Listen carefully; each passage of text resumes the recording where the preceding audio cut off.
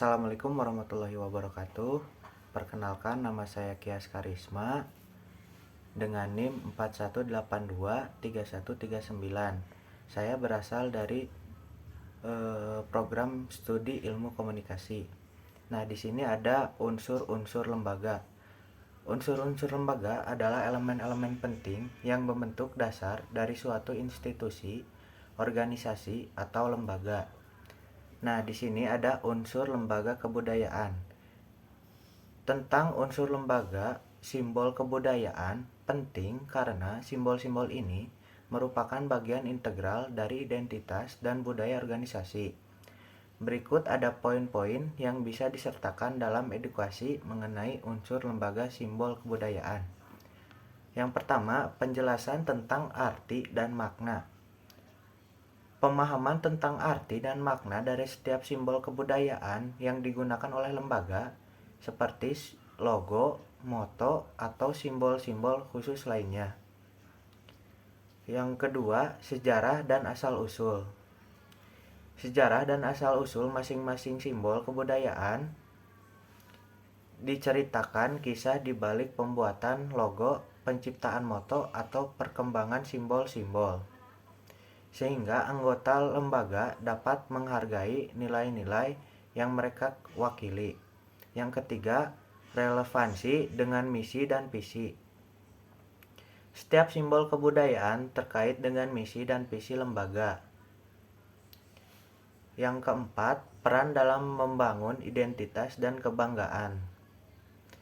Tekankan peran simbol kebudayaan dalam membangun identitas dan kebanggaan anggota. Yang kelima, bagikan cerita atau tradisi yang terkait. Sampaikan cerita atau tradisi khusus yang terkait dengan simbol-simbol kebudayaan lembaga. Yang keenam, penggunaan yang konsisten dan bermakna. Ajarkan pentingnya menggunakan simbol-simbol kebudayaan dengan konsisten dan bermakna. Nah, yang terakhir, pemeliharaan dan penghormatan. Tekankan pentingnya pemeliharaan dan penghormatan terhadap simbol-simbol kebudayaan lembaga. Negara Indonesia merupakan negara kepulauan yang kaya akan sumber daya alam sekaligus kaya akan keberagaman suku bangsa. Di antaranya ada suku Minangkabau, suku Betawi, suku Wamena, dan masih banyak lagi. Hal ini menjadikan Indonesia sebagai negara kesatuan. Namun nyatanya, masih banyak perseteruan yang timbul akibat perbedaan. Di kota pun masih terdapat rasisme. Tidak jarang, pemicunya disebabkan karena hal sepele seperti ejek-ejekan. Mana lo bal, dasar hitam. Kurang ajar lo Bil, dasar albino. Enak aja lo ngajak ribut. Ngaca, lo duluan yang mulai. Papua. Batak.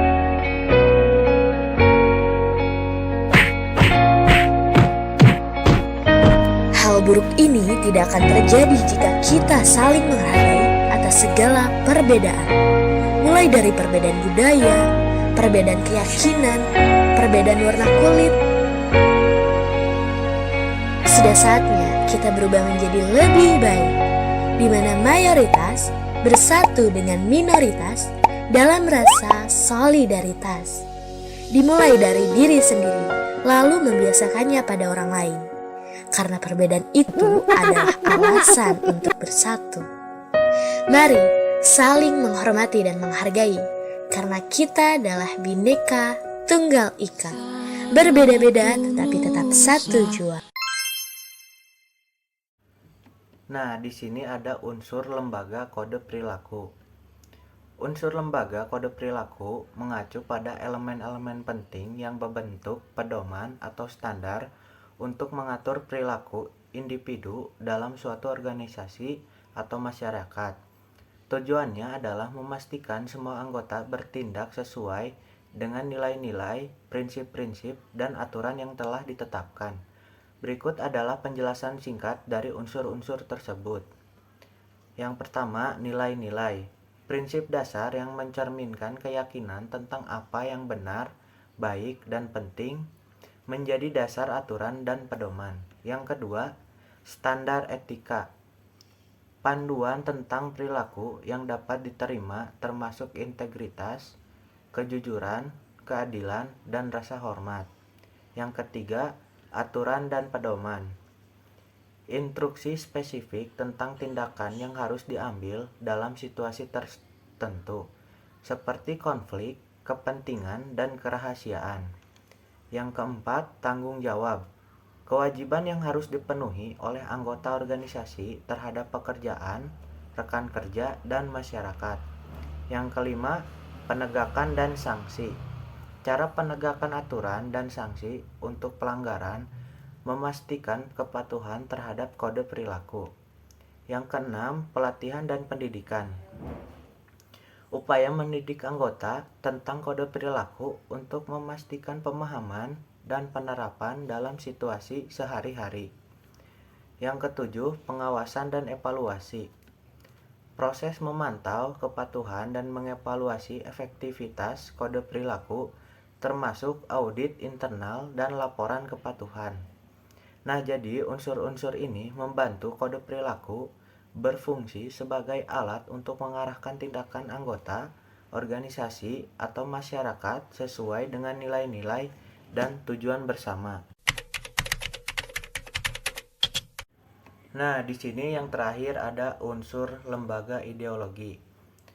Unsur lembaga ideologi mengacu pada komponen-komponen dasar yang membentuk dan menopang suatu ideologi. Dalam suatu organisasi atau masyarakat, ideologi adalah sistem gagasan, keyakinan, dan nilai yang mempengaruhi cara pandang dan tindakan individu serta kelompok dalam masyarakat. Berikut adalah penjelasan singkat dari unsur-unsur lembaga ideologi. Yang pertama, nilai-nilai, prinsip dasar yang dipegang oleh ideologi yang mencerminkan keyakinan tentang apa yang dianggap benar, baik, dan penting. Nilai ini membentuk dasar dari pandangan dunia ideologi tersebut. Yang kedua, keyakinan. Asumsi atau kepercayaan fundamental yang diterima sebagai kebenaran oleh pengikut ideologi. Yang ketiga, ada norma. Aturan atau pedoman perilaku yang dianggap wajar dan diterima dalam konteks ideologi tersebut. Yang keempat, ada simbol.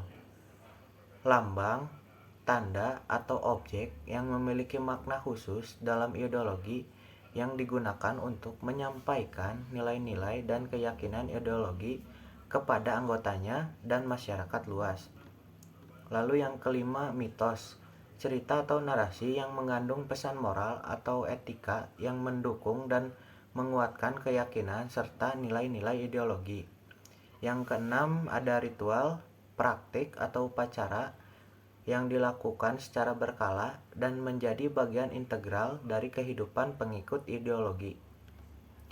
Yang ketujuh, institusi, lembaga atau organisasi formal yang mengimplementasikan dan memelihara ideologi dalam masyarakat. Yang kedelapan, doktrin, kumpulan ajaran atau prinsip yang secara resmi disahkan dan diajarkan oleh pemimpin atau institusi ideologi. Doktrin ini menjadi panduan resmi bagi pengikut dalam memahami dan menjalankan ideologi. Nah, yang terakhir, yang kesembilan, sejarah. Pengalaman masa lalu yang diinterpretasikan dan digunakan untuk mendukung dan membenarkan ideologi. Sejarah ini sering digunakan untuk menunjukkan keberlanjutan dan legitimasi ideologi. Dengan unsur-unsur tersebut, ideologi berfungsi sebagai kerangka acuan yang mengarahkan cara berpikir dan bertindak individu serta kelompok dalam masyarakat. Unsur-unsur ini membantu menjaga konsistensi dan kohesi ideologi, serta memudahkan penyebaran dan penerimaan ideologi di kalangan anggota dan masyarakat luas. Mungkin sekian yang bisa saya bahas, selebihnya mohon maaf apabila masih banyak kekurangan. Wassalamualaikum warahmatullahi wabarakatuh.